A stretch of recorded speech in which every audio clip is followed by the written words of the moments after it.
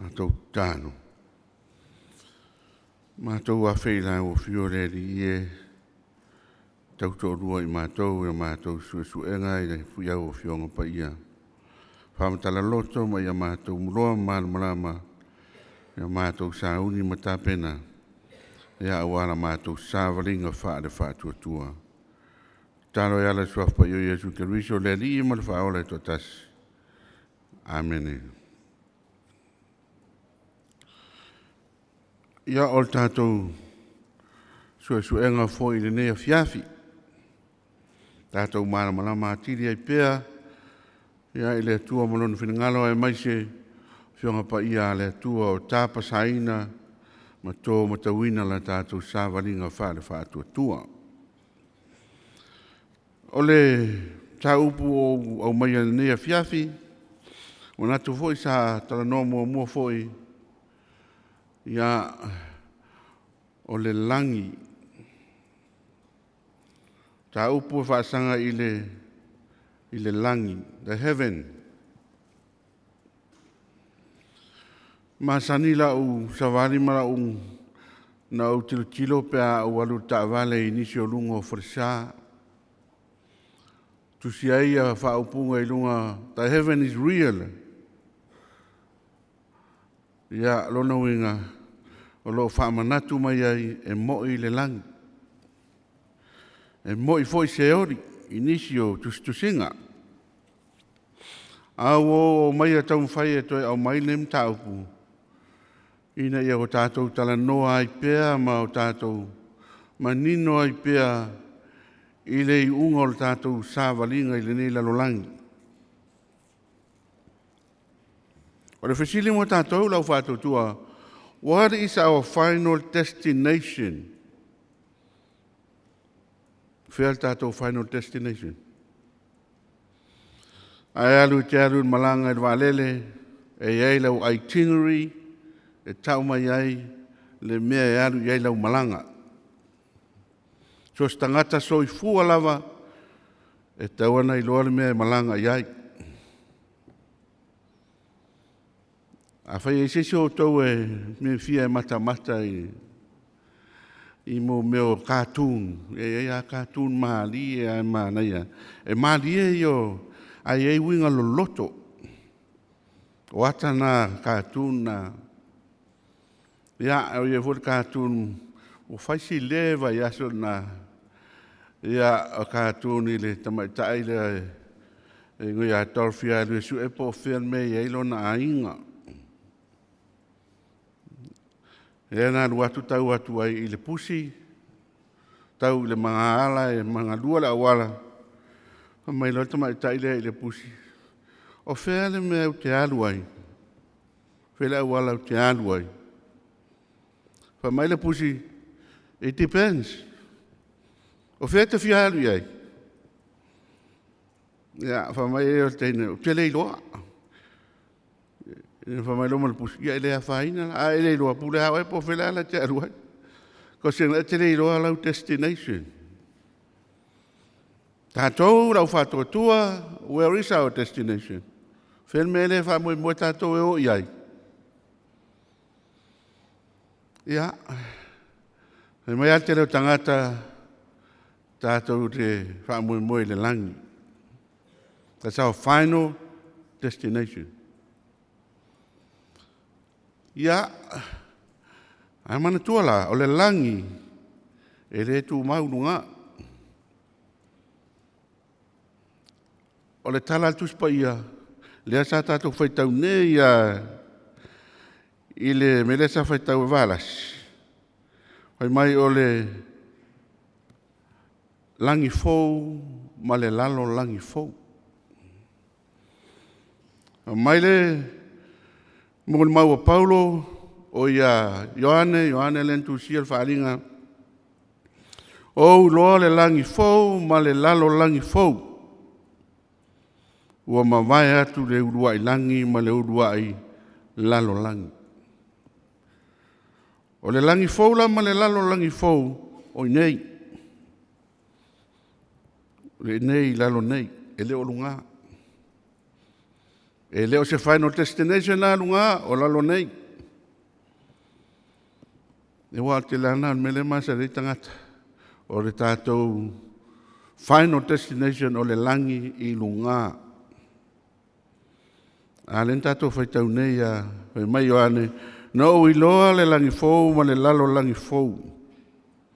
Ua sau i lalo le a aipa ia. Ua alu ifo mai le atua. Lono winga. Our final destination is here. E leo lunga yo. O lunga i nei. But, o taimi ua sui ua tātou, ofu ia tātou, transform bodies. Ua sui o tātou, ofu o tātou tōnginga, ua sui o tātou tino. O tātou ofu i tino e tau o glorified bodies.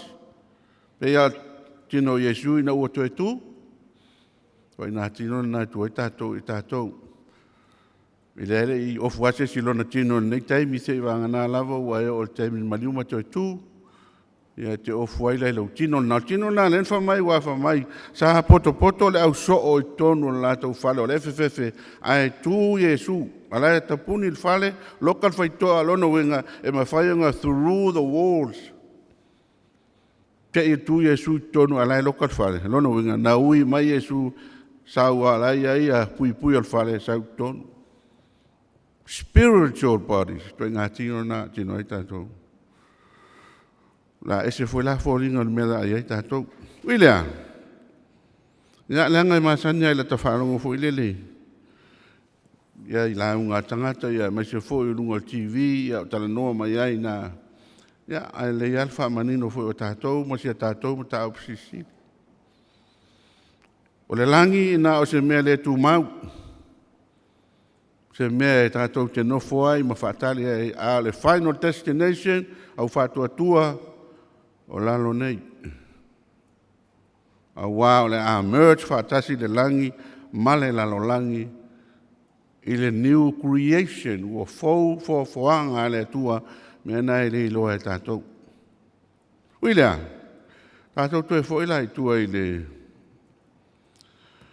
taltonunga mai tuspa ia. O le taltonunga lawa ia whaafenga inga tuai. Ia, o le upu mo le langi, o le upu o le samaim. Samaim, le upu e peru e whaasino i le langi. A o le winga o le upu samaim, o lunga o le ele. Nono winga, a matatua le ele lea, le langi le mea le na. Above the ground. Lunga ato le ele, langi lo le mea le na. O mai le whenga inga fōu, mana tua whenga inga fōu, e whaawai mai le whenga inga tuai. Tato nunga lawa la le nā e tas. Langi o lunga, se ori o lalo.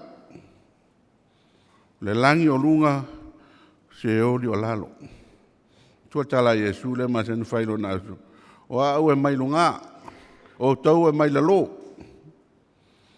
Ia, a tue mafo whau i le tala fo ile le tusia numera le na follow ai ele tangata na faitio ya mose mataitainga na follow ai ele fa mai wa fa mangale nguto le ele follow ai tangata o esa to mumumu o esa complain ya mose malantaitainga ai mai se foi la toa la usale vi mantua Salvia le ainga le na tu iai whatua tuanga mo mea tau tāpua inga mea uma tau le tua o si ngā taulanga me whapena. So mo foi ala o Salvia complain, ai sea mo piki ai Mose. Amo piki ai Mose tai taile no le tua ai amato. Mato mo foi o Salvia. Ai amato. Yon mena i leiro e pula le tua ia. Ale tua ia po ina filfilia uilea filfilia ia tua mosa malo na uso a rona ave no te le tangata sa to mumu mui matala tusio fa ari o ia le numera ua whaamanga le nguto le ai folo ai tangata ia. O e na tō mumu, ia mose lona winga tō mumu ana i le tua. Folo i la lo, e o se ori, langa se ori whamai ai la lo. Le o ngā to tonu o le ele. Ngala tal tonunga o le langi lunga, i le tua, le lo se ori, ia tofu i ai tangata e whaafiu i le tua. Uilea, tā po ngala na o yo tal tonunga le na mai le whenga ing tuai, le alawa tau ave mai le whenga ing fau. Tal tonunga lawa ia whenga ing tuai, e tolu vaenga o le langi. Le vaenga lea i lalo nei, ia vaenga lea whele leiso loai, manu piano whaeto le langi, o lunga ifo o le ele. Vaenga la ia mwhaino whele lei ai manu, ia o le langi mua le na. Lea whioa i e lona winga e maua i le ea wa a leise ea i le ola se manu. Maua i le o kisene, ma mea whapena. Vaenga la na, ia e tau o le vaenga mua, o le langi satutasi po le mua. Vaenga na lo tau e Isaia. Isaia ia i le mta upo e 5:5 se i sanga ia nei tutus pa ia. Isaia e 5:5 o le fai upo e iwa ma le fai upo e se fulu. Isaia 5:5 ai po iwa ma se fulu. A fonga o a whionga pa ia le atua vai tau. Wae pe o na sili o na maualunga o le langi, le lalolangi. O whapea, Isaia 5:5 po liwa iwa na ufatu ai. 5:5, ia se toe pasaawane. Isaia 5:5, ai upo iwa e o le sefuru. Ko maua. Ia, vai tau o a whionga pa ia le atua. Wae pe o na sili o na maualunga o le langi, le lalolangi. Whaapea o na sili o na maualunga o uala i o tō uala. Ma o manatu e sili o tō manatu. Wae pe o na tō ifo le ua ma le kiona mai le langi. Ai le to e fo i atu i ai. Ai pe tai e whaasusu ina ai le lau ele. Ma fua mai ai. Matutongo mai ai, e tupu mai ai saito i le lulu, saito ma mea ai le ua ai. Ia, o le langi vaenga mua le na, ia e pe o na whaatulanga ai al tuspa ia. O le mea whelele iai manu, e lono winga, ia e lata mai ai lalo, e foina e to uru mai le timu ma mea na, nalo mai ai i. Ia, o le langi mua le na. A o le langi lona lua. Ia whai mai o le mea iai masina mai whetu. Pau o lunga le mea le na. Mea iai masina mai whetu lona winga. E le taitai o na o iai se manu lele. A wa e le ai se ea. E pe ai le manu e le mwhai o na manava. Ia Malaysi. Ia e la ititi le mea tau o le atmospheric pressure e le mawhai o na ola i se si lunga i o. Mantua tātou, tangata ola i lunga whunga ele e ai le pressure o lautino ma le pressure o fafo. E pāleni la le mea tau o le pressure i totonu o lautino ma le pressure i fafo o le ea. A tanga i se atingi apa, a tango e se atingi apa empty, po se whangu pao fui a tango me miti fui le nguto miti vai whafure ea. Ona manumi leo la tinga apa po le whangu leanga. Ua le aise presa i to tonu. Awa maa losi le presa i whafo. Ia o manumi i tonu tinga apa. Tātau tino whapena. O le presa i tonu o lau tino ma le presa i whafo. Tau na tusa. O lunga la luani moni mo aya e lunga maunga me alu tele lunga wala I titi le pressure lunga te whalango te au taringa pe tau pai whafo. Because the pressure outside is less than the pressure in your body. Ai mauru I lalo sami o le pressure I lalo sami e mahalosi because o le tu le ia tu le sua sami I lautino e ma mafa le pressure I whafo la I titi le pressure I tono lautino ia e me whainga to ailo toto i lalo la high pressure i lalo la sami.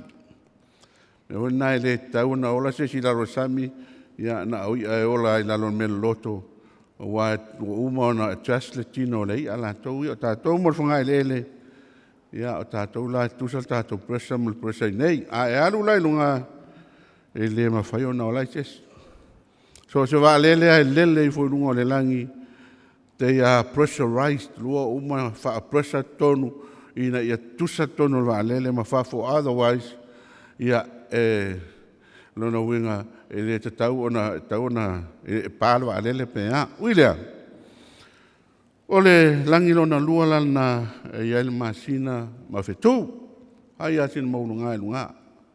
Lona winga al mea whaina le tu, ai satelite me wha pena, wal me tu satelite lunga i o ia ua le o iai le malosi o le ele toso mai mea i lalo mantua o le ele e iai mea la tau o lana gravity.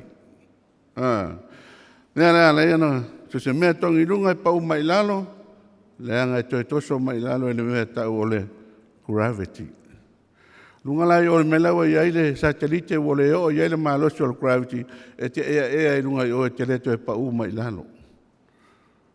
Lona winga tata le te vai o le masina ya e solo lunga o le se pau mai la lo langa o le to ia o le o ia le malosi o le mele na ta o le gravity le uila lunga lai na le langi lona lua le na ya a o lunga tu tal tonu le langi lona tolu la le na e ele manatu i le fa fenga in tuai o ina no foi le tua langi lona tolu. Lea lai, o loo mōri mau iai Paulo i le langi lona tolu le nā. Se tanga i fo le korenito e lua, a lona mata upo sfulma le lua.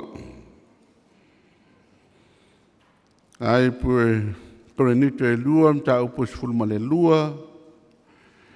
Ia, ai tau ngai le whai upo mua e o le whai upo e whā. Korenito e lua, mata upo sfulma le lua, whai mua e o le whā. A ua maua, a whionga pa ia le tua, pai tau. E a oina o mita e lea o ngā foi. A o le a o atu la upu i mea na wa aia ma whaaringa mai le ali. Ua uloa le tasi tangata o ia keriso, ua tasi se fulu ma le whaa o tausanga talo na sangia o ia i le langi tua tolu. O te lei loa pe nā i le tino, o te lei loa pe lei i le tino, ua sila fia e le atua. Ua au i loa foi, na sangia le nā tangata i parataiso, o te lei loa pe nā i le tino o ia, pe lei i le tino, ua sila fia e le atua. Na whaalongo foi o ia i upu e le matau taua, e le te tau fōi se tangata o na tautala iai. Talana Paulo o lo whaasino lava i a te ia. Tusa o le mōri maure na Paulo e whaasino lava i a te ia. Ai Maria i o le whainga o le mōri mau Paulo. Whai mai na o whaalongo i le tangata. E leo tau sao mai Paulo o ia. Ai whai mai e le tangata na ave i le langi. Le langi sautua toru, na e tau mai le whai upo i lua. Whai mai o nā tangata na se ngia o ia i le langi tua toru. O le talanoa Paulo le mesa tupu i a te ia i lunga i le ala i Tamaseko. Lea na alu e pu e mai, tangata o le ala, po tangata ke usiano e a mai e whaamasino, ma whasioti, a e tai aia i Jesu i lunga i le ala Tamaseko. Ia o taimilana, whai mai Paulo, melen tupu yana ia. Na o le langi sautua toru na te lei loa. Whai mai, o te lei loa le nā tangata pe nā i le tino, o te lei loa pe le i le tino, ai wasila fia e le atua. O le mea mani ele nā, o na o le whai mai Paulo sa o le langi na te lei loa se mea, e le aima se mea o le langi na te loa. E na te lei loa fwoi polo na tino la wha tangata polo tino o spiritual na te lei loa na o le atua.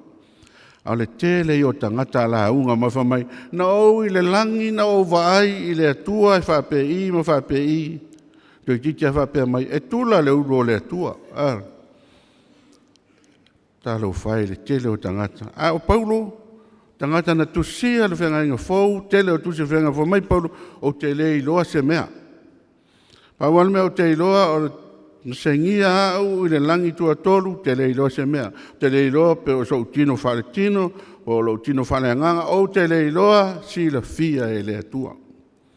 Ia mai, le winfa mai, no iloa na sengia na tangata i parataiso. Parataiso la le na, le langi la le na, o le nofoanga le tu mauna o tātou e nofo ai, e whaatali ai iloa i le unga o le whaamasinonga muli.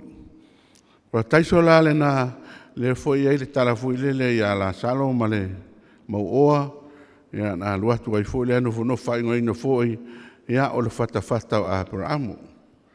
Para taiso foi le na le sa mantua le a foi pangta sa i lunga i le temina fasa tau e su mal pangta le ie ai o i lo malo mana tua mai.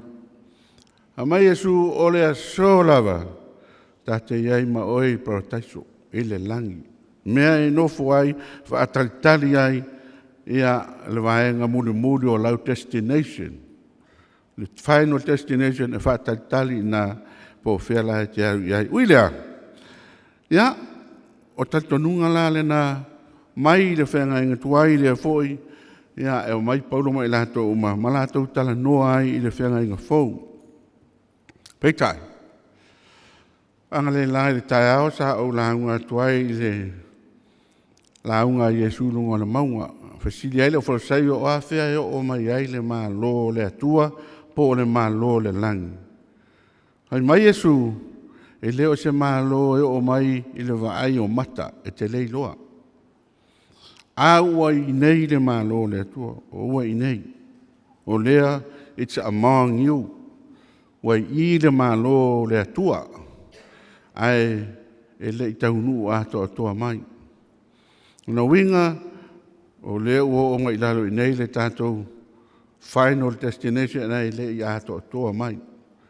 Tātou la ia o lo o iai le malo le tua i lalo langi le nei. O tātou iai, o tātou nunga la usua tuspa ia, it's among us. A o il taimi le new creation pula o le langia tawhatafa lava o e maa. Masani o na whanongo e tātou la unga whasa mofa mai ia tawhatafa ane o te leilo pula mea le ina tātou whanua pena tawhatafa ane. E a tawhatafa ane. Lani me whai tawhatafa ane o atu mai ia. Tūlou tawhatafa ane. O le ale mea na i tawhatafa ane te tūlou ai. Tawhata whāne la le na atonu o ina le langi pia o mai le new creation. O lono inga o lo tawhata wha o tātou. O oe a ia ma le langi o lo tawhata wha lava ia te oe ua merge whātasi. Lono inga la ia e ono sa awana ia tātou la uana e vai ia tu launa le pa ia. Tātou vātapuia o lana vātapuia. Lana mea te tulau e fua le vātapuia. Ja, no winga falling mai o le vale na o le langi le na pe o le new creation. Wa le tau te fatu lo ia ai tau te le lopola le winga na me. O le tatou vata puia, o le tatou vana no foi tu lona. Ia na sau isi mau tu lo o tele ya. Ia ai le malo na te tatou pola le me fatu lo o fu le na va.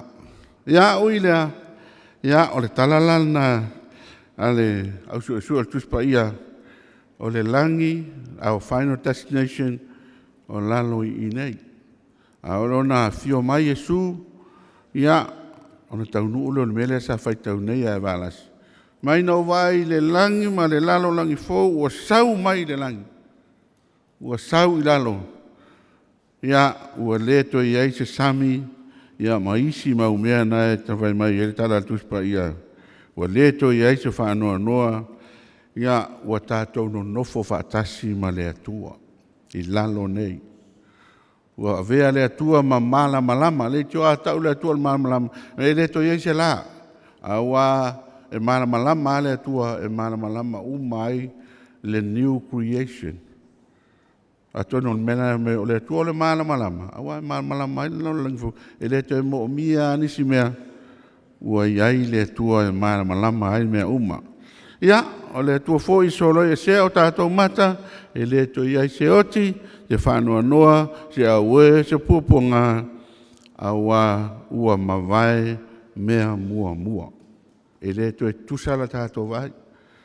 No winga, e se alme le titiro taimi nei, e se mea le a o iai nā taimi, tātou te lei loa, awa le a e se foi to inga tino, o le a tātou tino ai, tino e le pala e peo na whai mai ai Paulo, ia tino e le pala, Peritania, glorified bodies, ipe ano nofo whaatasi ma le atua. Ia, e tau fo ile tātou te mai fofo whaatasi ai, na ngalo tele aina, numia ia tātou le tele o la unga me mea o lo whamai ai lunga o TV ma mea whapena, ia a lo whamanino mai ha tātou, le unga o le tātou malanga wha le wha atua tua.